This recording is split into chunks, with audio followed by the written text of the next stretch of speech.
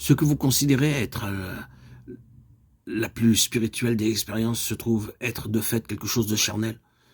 Autrefois, vous avez présenté le mauvais côté de votre chair au monde. Actuellement, vous présentez le bon côté de la même chair. Dieu désire vous faire voir si vous voulez encore prier ou lire la Bible ou témoigner quand il n'y a aucune joie, mais seulement de la sécheresse. Cependant, il ne veut pas que vous soyez trop opprimé par l'aridité.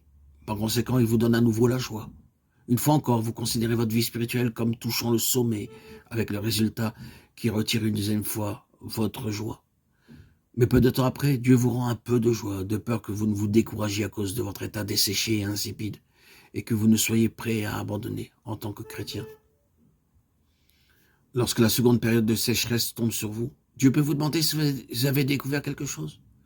Vous pensez que ceci est encore dû à votre propre faute, mais en réalité, ce n'est pas l'intention de Dieu dans tout ceci. Son but est de vous aider à déterminer si vous faites ces choses par devoir chrétien ou pour la joie. Pour certains, cela sera probablement nécessaire 5 ou 6 fois, même 7 ou 8 fois, ou peut demander des cycles répétés de joie et d'hérédité avant que Dieu puisse atteindre son objectif en eux. Il veut qu'ils sachent qu'ils cherchent habituellement la joie pour eux-mêmes, pas pour Dieu. C'est la première raison pour laquelle le Seigneur nous donne ce traitement de joie et de sécheresse. Quand vous avez des expériences de sommet, de montagne, trouvez-vous difficile de faire des choses? Très certainement pas. Vous n'avez pas besoin de faire d'efforts pour lire la Bible, prier ou témoigner. Par exemple, supposez que vous êtes d'un naturel bavard. Lorsque vous êtes en extase, présentant la proximité de Dieu comme si vous pouviez toucher le Seigneur, Jésus lui-même, vous dites que c'est mieux de vous enfermer dans une pièce et ne voir personne du matin au soir. Pendant ce temps, vous allez presque instinctivement vaincre votre faiblesse naturelle. Ou, comme autre exemple, supposez que vous êtes une personne irascible, d'habitude poussée facilement à la colère. Au moment de ravissement, vous pouvez pardonner sans beaucoup de difficulté. Mais dès que votre joie s'affaiblit, vous réagissez comme un porc épic. Vous explosez toutes les fois que les gens vous touchent. Ou encore un autre exemple. Pendant une période d'enthousiasme, vous ne trouvez pas dur de vivre et de travailler. Mais aussitôt que vous vous trouvez dans une période sèche, vous découvrez que vous faites face à une terrible pression dans les deux domaines, de sorte qu'il vous faut un solide pouvoir de volonté pour lire la Bible, prier et témoigner. Vous devez en effet vous rappeler constamment que c'est votre devoir d'exécuter ces actes. Autrefois, inspiré par l'intensité de votre sentiment enthousiaste, vous pouviez parler sans arrêt pendant 5 heures. Maintenant, vous vous sentez si indifférent que vous n'avez pas un seul mot à dire. Vous paraissez être lié quand vous essayez de dire aux gens comment croire dans le Seigneur Jésus et être sauvé. Vous devez vous forcer à parler. À moins que vous vouliez vraiment faire les choses, vous êtes incapable de les faire.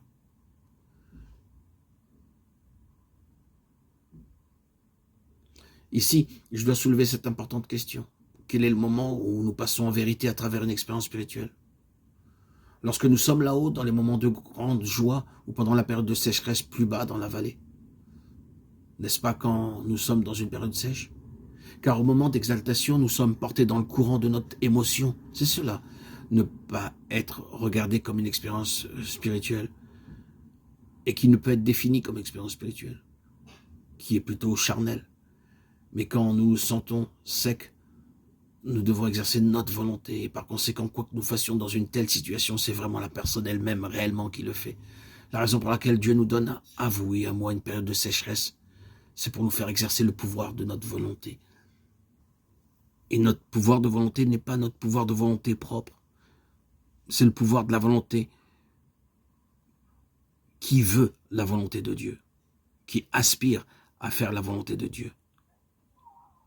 Il est fortifié par le Saint-Esprit à travers l'exercice de la volonté. On forme ainsi,